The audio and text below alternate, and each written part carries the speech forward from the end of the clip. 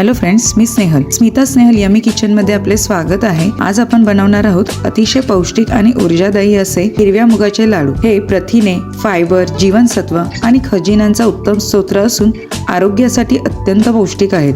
हे लाडू पचनक्रिया सुधारतात, वजन कमी करण्यास मदत करतात, रोगप्रतिकार शक्ती वाढवतात आणि हृदयाच्या आरोग्यासाठी उत्तम मानले जातात। यात प्रामुख्याने लोह आणि मॅग्नेशियम असल्याने ते शरीराला जास्त ताकद देतात। तसेच हे लाडू अर्ध्या तासात तयार होतात आणि अतिशय कमी साहित्यात। चला तर मग रेसिपीला सुरुवात करूया।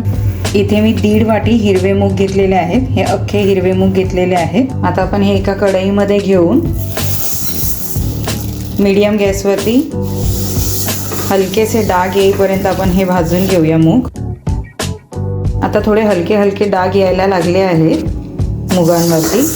अजून 1-2 मिनिटं आपण व्यवस्थित भाजून घेऊया मूग। जास्त पण करपवायचे नाहीत, नाहीतर मग लाडू खाताना आपल्याला ते करपट लागतील, यासाठी।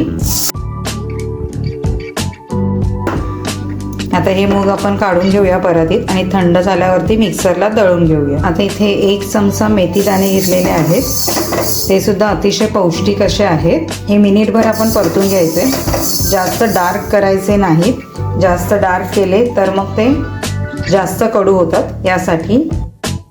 आता मेथी दाणे आपले छान असे भाजून झालेले आहेत, आपण ते काढून घेऊया। आता सेम कढईमध्ये आपण 2 चमचे खसखस घेतलेली आहे, ती पण व्यवस्थित अशी बारीक गॅसवरती भाजून घ्यायची आहे आपल्याला, खरपूस एकदम। 1 ते 1.5 मिनिटात व्यवस्थित भाजली जाते। थंडीच्या दिवसामध्ये प्रामुख्याने खसखस, मेथी, डिंक हे खाल्लंच पाहिजे, आपल्या शरीरासाठी अतिशय चांगलं असतं ते। आता खसखस सुद्धा आपली भाजून झालेली आहे, ती काढून घेऊया आपण। इथे आपण 1.5 वाटी मूग घेतलेले आहेत, त्यासाठी आपण अर्धी वाटी तूप घेतो आहे। त्यातलं मी 1 चमचावर तूप याच्यामध्ये घालून घेणार आहे। तूप छान गरम होऊन द्यायचं आहे आपण। आता यामध्ये हे काही ड्रायफ्रूट्स घेतलेले आहेत, हे मी काजू आणि बदाम घेतलेले आहेत। तुम्ही तुमच्या आवडीप्रमाणे कोणतेही ड्रायफ्रूट्स घेऊ शकता। आता लगेचच हे काढून घ्यायचे, जास्त लालसर नाही करायचे आपण।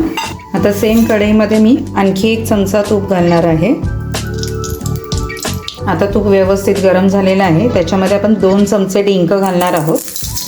थोडा थोडा घालायचा आणि छान असा फुलवून घ्यायचा तो तुपामध्ये।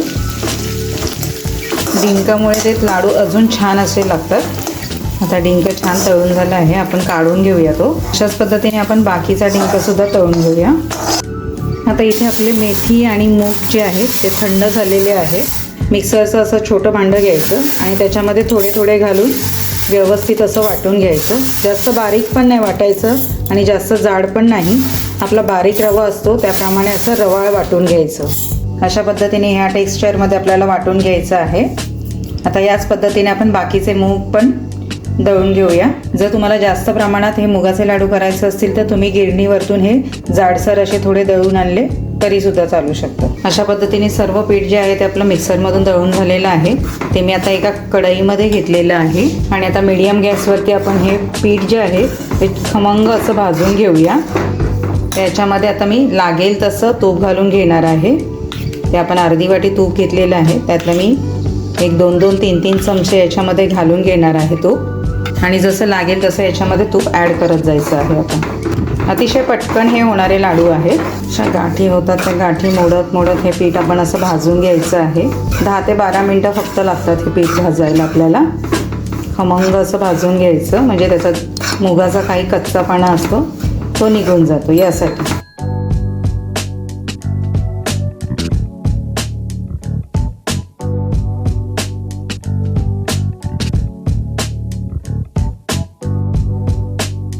इथे आपल्या पिठाला छान असं तूप सुटायला लागलेलं आहे। बरोबर आपल्याला अर्धी वाटी तूप इथे लागलेलं आहे। जवळजवळ 10 ते 12 मिनिटांमध्ये आपलं हे पीठ भाजून होतं व्यवस्थित। छान असं खमंग वास सुटतो, याचा अर्थ आपलं पीठ जे आहे ते छान असं भाजून झालेलं आहे।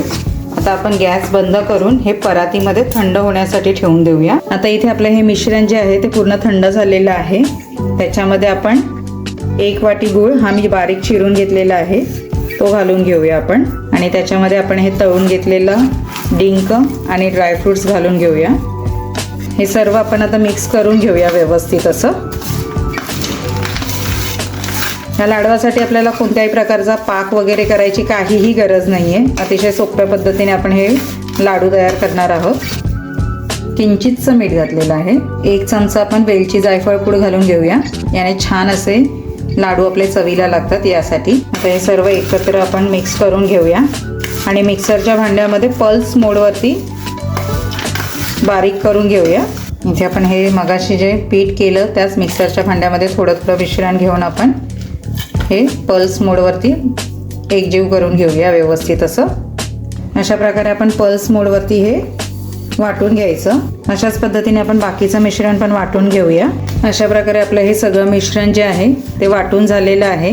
आपला गूळ जो आहे तो या पिठामध्ये एकजीव झालेला आहे. आता आपण याच्यामध्ये भाजून घेतलेली खसखस जी आहे ती घालून घेऊया व्यवस्थित अशी. ती पण व्यवस्थित आपण मिक्स करून घेऊया. अतिशय छान असे हे पौष्टिक लाडू तयार होतात. आणि आता हे एक एक आपण लाडू वळून घेऊया. पटकन हे लाडू तयार होतात. अर्ध्या तासात हे लाडू तयार होतात. अशा प्रकारे छान असे आपले हे लाडू तयार होतात हिरव्या मुगाचे. तुम्ही बघू शकता किती सुंदर आपला लाडू तयार झाला आहे. याच पद्धतीने आपण बाकीचे लाडू पण तयार करून घेऊया. तुम्हाला हव्या त्या साईजमध्ये तुम्ही बांधू शकता. लहान मोठे लाडू वळून पण पटकन होतात हे बघू शकता तुम्ही. याच पद्धतीने मी बाकीचे लाडू पण वळून घेते. अशा प्रकारे आपले हे सगळे लाडू तयार झालेले आहेत. किती छान असे दिसत आहेत बघा तुम्ही. अर्ध्या तासाच्या आत अतिशय पौष्टिक असे हे हिरव्या मुगाचे लाडू तयार झालेले आहेत. एक लाडू मी तुम्हाला तोडून दाखवते. किती छान असा मऊसूत झालेला आहे. खूप छान असा हा लाडू तयार झालेला आहे बघू शकता तुम्ही. तुम्हाला माझी ही रेसिपी आवडली असेल तर प्लीज लाईक शेअर आणि सबस्क्राईब करायला विसरू नका. धन्यवाद.